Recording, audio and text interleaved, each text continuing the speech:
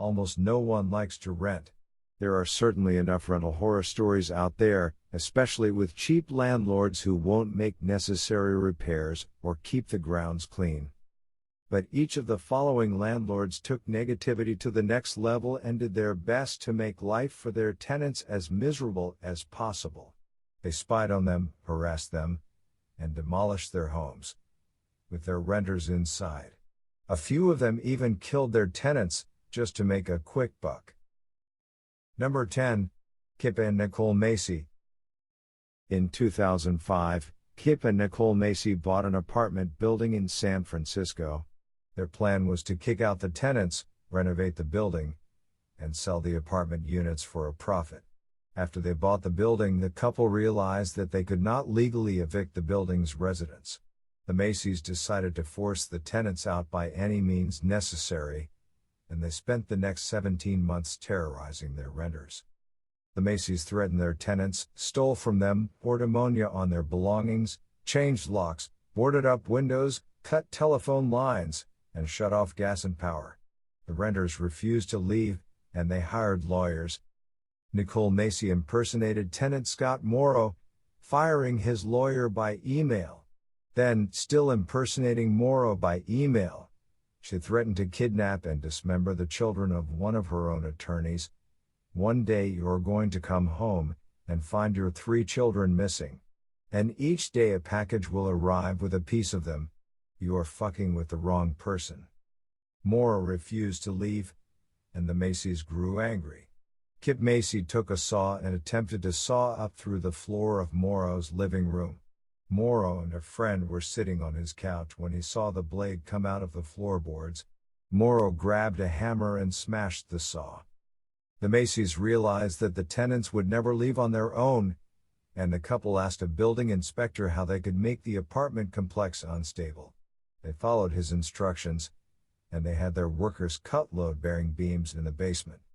The apartment building was declared uninhabitable, and the tenants were forced to leave. The Macys were arrested in 2008, but they were released on bail and fled to Italy in 2010. After almost 3 years, the couple was finally extradited back to San Francisco in 2013. They pleaded guilty to 4 felony counts, and they each received sentences of 4 years and 4 months in prison. Number 9. Lloyd, Satchwell and Esmay Notice. In 1993, Esmay Notice of Hartford, Connecticut, was most displeased that her tenants, Dwayne Wilson and Lori Mercer, withheld their rent to force her to make repairs on the house. Notice fell behind on her mortgage, and she had to use her own savings to make the mortgage payments on the duplex. She went to the couple, threatened them, and told them to move out. Notice was impatient for the couple to leave, and she decided to get rid of the tenants by getting rid of the building. She wanted the house burned to the ground so that she could collect on a $200,000 insurance policy. Notice tried to hire an acquaintance, Donnie Burton, to start the fire. She offered him $200 in crack, but Burton refused when he realized the house was occupied. Notice told her husband, Lloyd Satchwell, that Burton had refused to help them, and Satchwell decided to start the fire himself. A few days later, at midnight, Satchwell crept up to the duplex, coated the front porch in gasoline, and lit the building on fire. He drove away as the house went up in flames. 11 residents managed to escape the fire. However, Clarence and Barbara Winston and 2 of their grandchildren, Tiana, age 3, and Jostan, age 1, died. Investigators smelled gasoline on Satchwell's car seat, and they detected gasoline on his clothes and in his bathroom. The couple was arrested. Notice pleaded guilty to a variety of charges, and she was sentenced to 25 years in prison. Satchwell was convicted of 4 counts of arson murder, and he was sentenced to 120 years imprisonment with no possibility of parole. Number 8. Dorothea Puente. Dorothea Puente first began running her boarding house in the 1970s. She became popular with Sacramento social workers, as she was willing to accept alcoholics, drug addicts, and other difficult clients into her home, which could sleep more than 24 tenants. Puente was caught forging the signatures of her tenants on their benefits checks and signing them over to herself. She was arrested and sentenced to 5 years probation, which barred her from operating a boarding house. Her probation was lengthened after she was arrested for theft. However, she soon reopened her boarding house. Federal probation officers visited her numerous times, but she managed to convince them that her tenants were friends or guests. Puente resumed her habit of taking in the sick and vulnerable, and cashing their checks in her name. However, she wanted more money. Puente went to 2 different psychotherapists and asked for tranquilizers to calm her tenants. Instead, she used the drugs to stupefy and kill her boarders.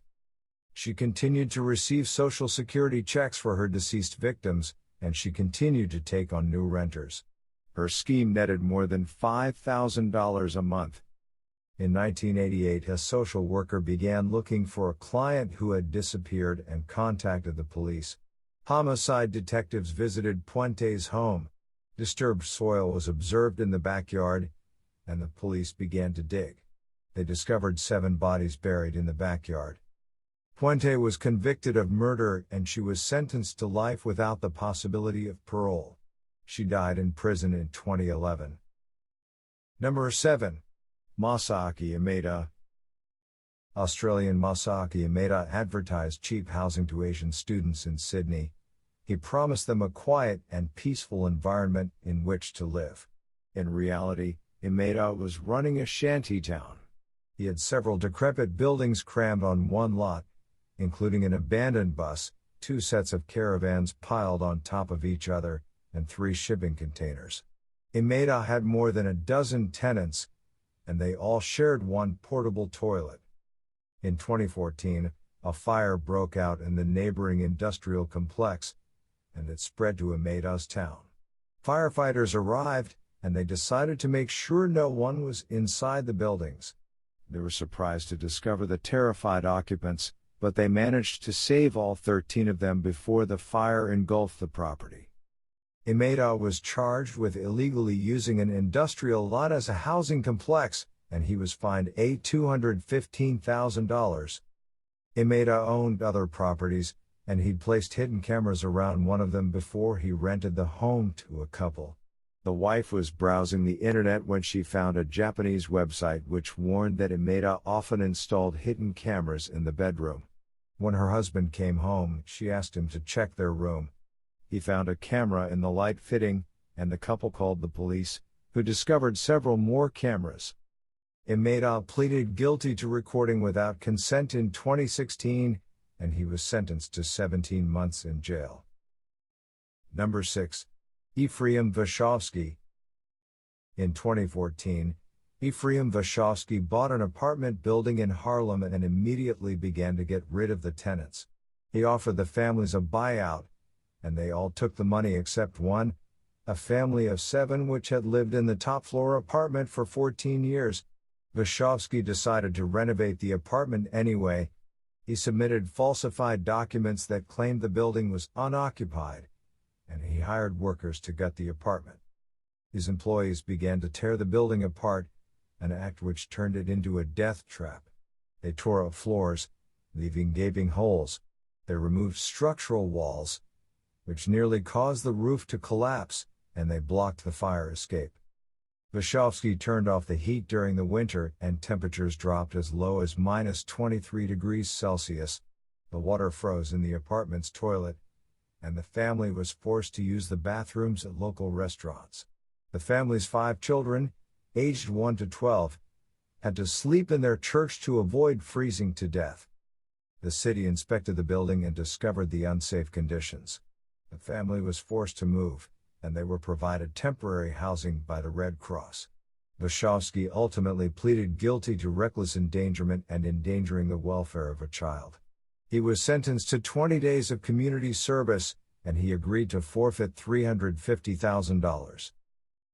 Number 5. Graig and Derek Brown.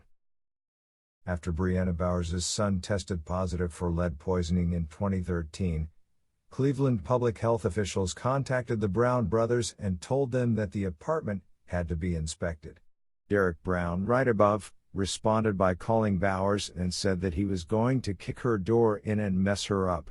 Instead, he shut off her electricity, changed the locks before she could move out, and kept her stove, refrigerator, television, and baby photos. Bowers was not the only tenant who was harassed by the Browns.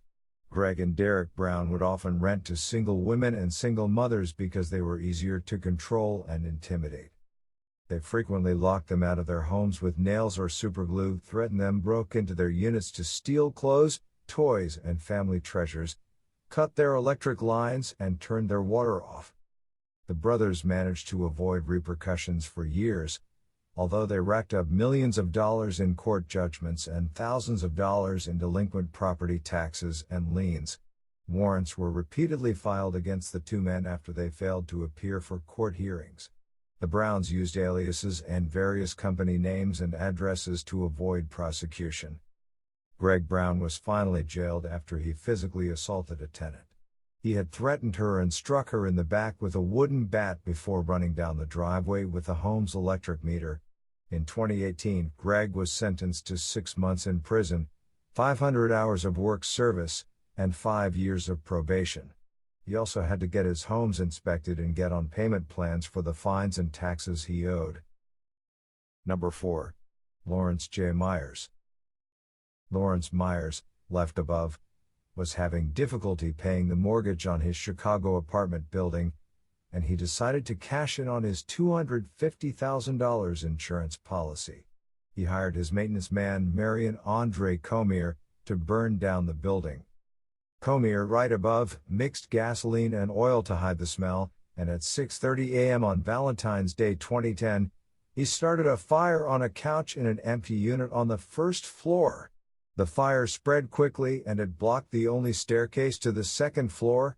7 of the building's occupants died from carbon monoxide poisoning. The victims were aged 3 days to 20 years. Witnesses overheard Myers and Comier discussing the fire, and they contacted the police. Authorities placed recording devices on one of the witnesses, which recorded the duo talking about what they had done. A jury only took 90 minutes to convict Myers of 7 counts of murder, and he was sentenced to life in prison without parole in 2014. The judge presiding over the case said she would have sentenced Myers to death if Illinois still had the death penalty. Number 3. Aaron and Joel Israel. Amram, aka Aaron, left above, and Joel Israel owned apartment buildings in Brooklyn, and they wanted to replace their rent-controlled tenants with residents who could pay more money. The renters would not leave, so the brothers hired people to harass their tenants. Between 2010 and 2014, the Israels' thugs patrolled the building's halls with pit bulls, baseball bats, and sledgehammers, and they invited random people to use drugs in common areas. The Israels sent letters to 2 tenants requesting access to their apartments to make repairs. A worker arrived the next morning armed with a sledgehammer and an electric saw, and he spent hours destroying the kitchens and the bathrooms. When he finished, the tenants could see the building's basement through the remnants of their kitchen floor. The Israels realized that they could not force the tenants to move, so they paid someone for information about how to damage a structure so that the city would order the tenants to vacate. Soon the building's utilities were vandalized, and the city ordered all tenants to move out. The Tenant Protection Unit became suspicious of the brothers, subpoenaed their records, and sent the case to the district attorney. The brothers pleaded guilty to engaging in a scheme to defraud as well as 3 counts of unlawful eviction. They were sentenced to 5 years probation and 500 hours of community service. They also had to pay nearly $250,000 to 8 tenants in sums ranging from about $12,000 to $68,000.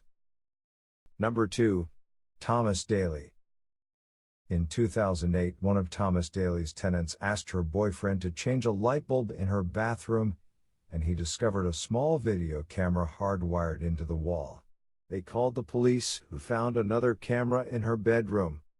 Police opened an investigation, and they discovered that Daley, who primarily rented to single women, had 32 more cameras throughout his Norristown, Pennsylvania, apartments.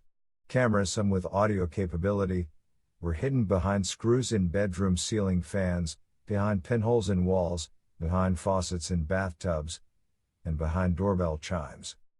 Some of the cameras were turned on when a tenant turned on the lights, others Daley could control at will.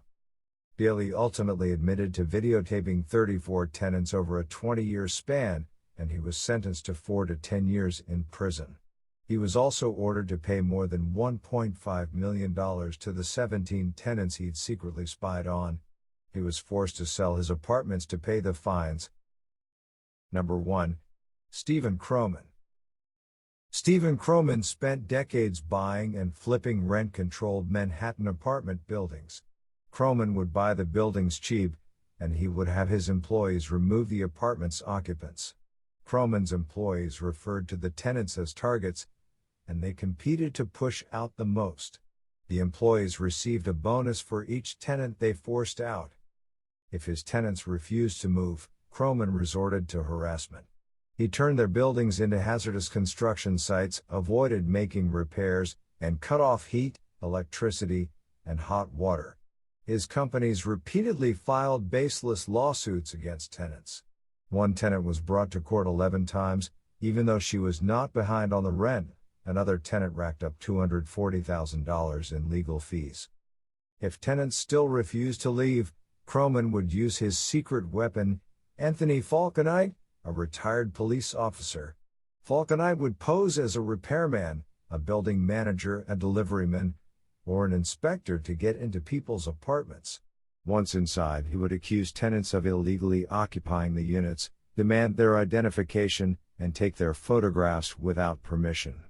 Then he would stalk them, confronting them at work and even following them out of state. After his tenants were removed, Croman routinely ignored construction laws and performed work without permits more than 175 times. Croman's shoddy workmanship and his bogus paperwork drew the attention of officials, and he was charged with grand larceny and tax fraud. In 2017, he pleaded guilty and was ordered to pay a $5 million tax settlement and $8 million to his former tenants. Croman was also sentenced to 1 year in jail.